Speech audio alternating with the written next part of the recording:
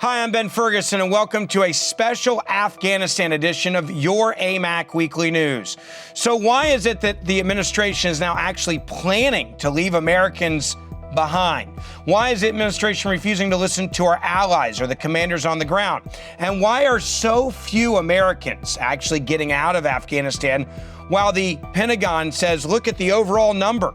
There's not that many Americans that we have gotten out.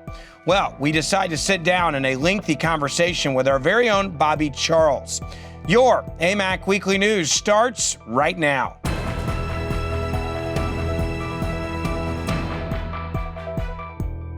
Lies, lies, and more lies coming from the State Department, the DOD, the White House spokesperson, and even the President of the United States of America.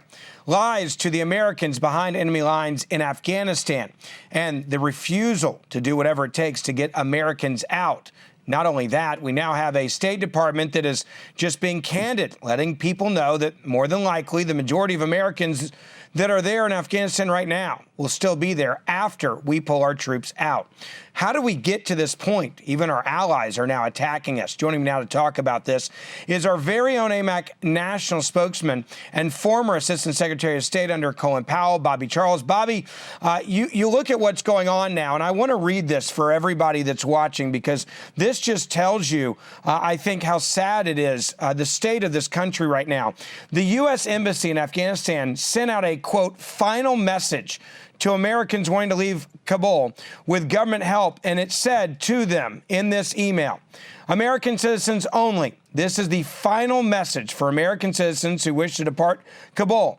American citizens who choose to remain in Afghanistan should be prepared to arrange their own departure without assistance from the U.S. government.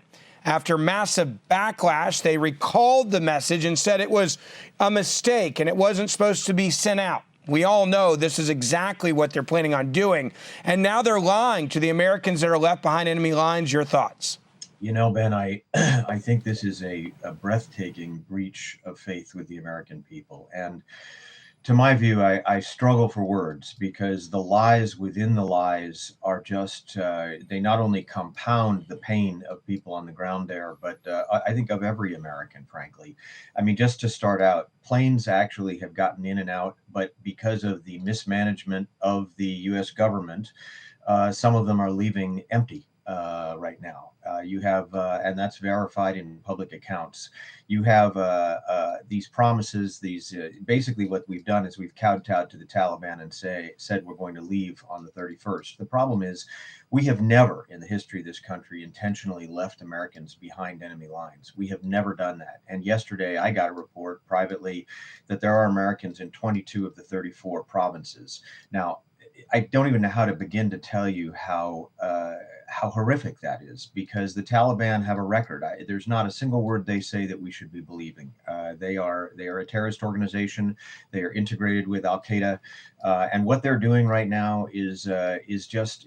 And the fact that the Biden administration would lie to the American people and tell them that it's all well or that somebody wants to stay behind. Nobody wants to stay behind. Okay, and they can't even get through Kabul. Never mind getting to Kabul, because there are checkpoints everywhere. They've also shut off a lot of the exits to different portions of the perimeter so that you can't get out of the country.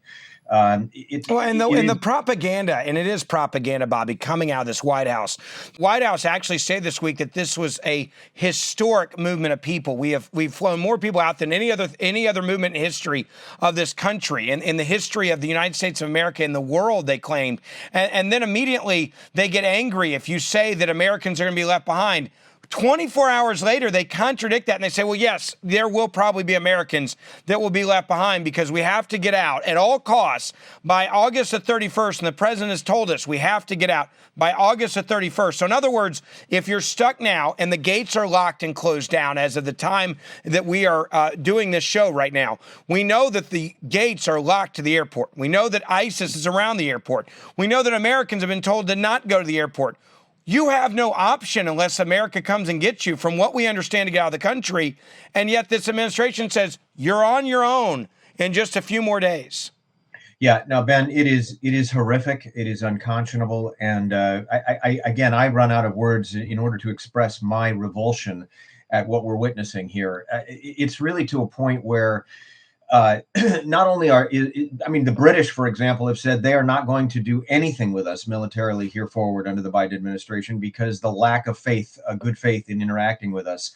This is what should happen. What should happen? Hold on, Bobby. Bobby, whoa. Yeah. President Joe Biden came out on national TV this week and said there isn't a single ally that I've been told that is upset with us or not happy with what America's doing. Are you telling me that there's a bunch of allies that are angry at the Biden administration? I say that semi tongue-in-cheek, but this is how delusional this administration is. They will walk out, look the American people in the eye, tell them that the allies are not upset with us, when literally the last two prime ministers in the UK have come out and denounced what we're doing. And as you just said, the military in the UK saying, we're not working with you guys anymore. We can't trust you.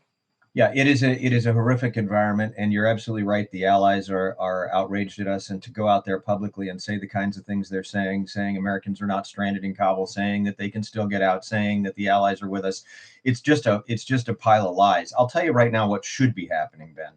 What should be happening, and should have happened weeks, actually months ago, before the State Department literally abandoned their evacuation planning and pushed it all over to the Pentagon.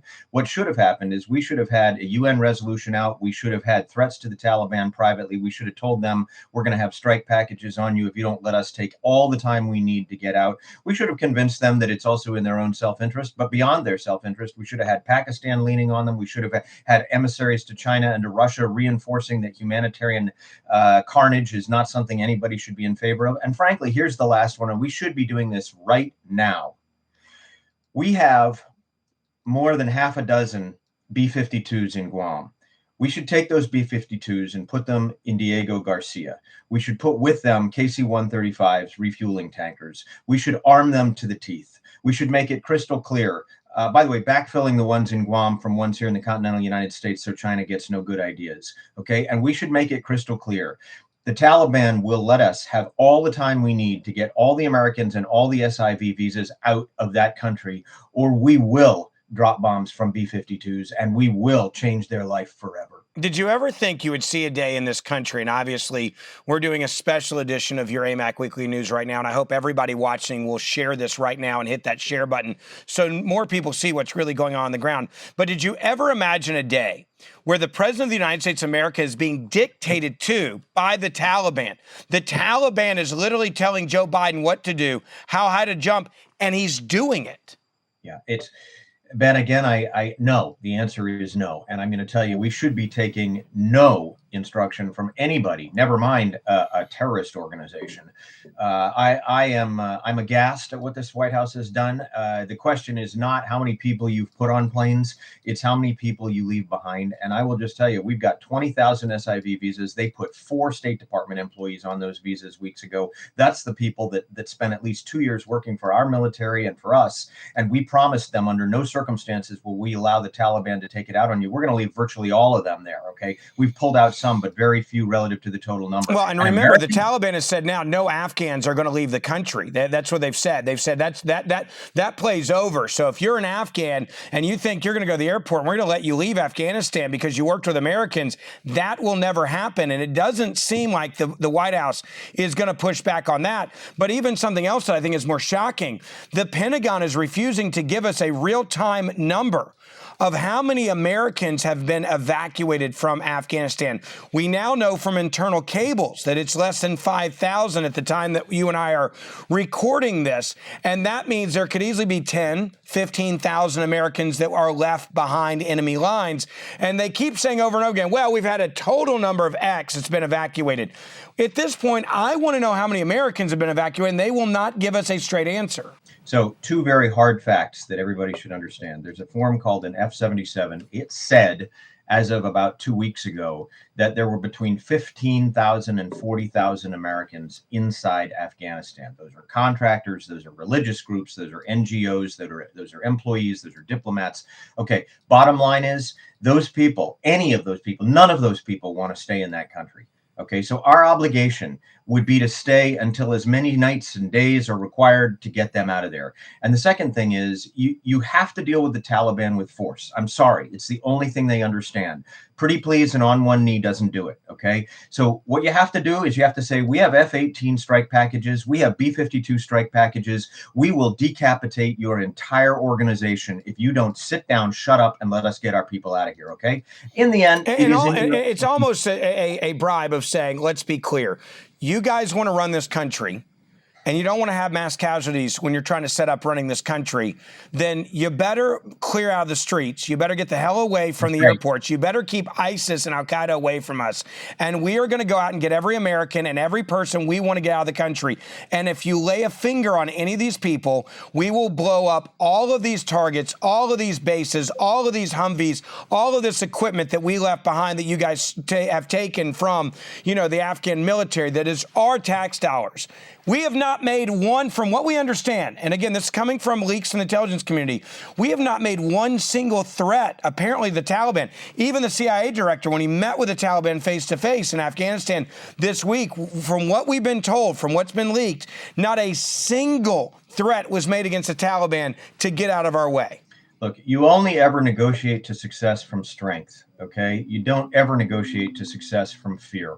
My straightforward statement would be, we will turn all of your senior leadership into Soleimani, okay? It isn't even about the equipment.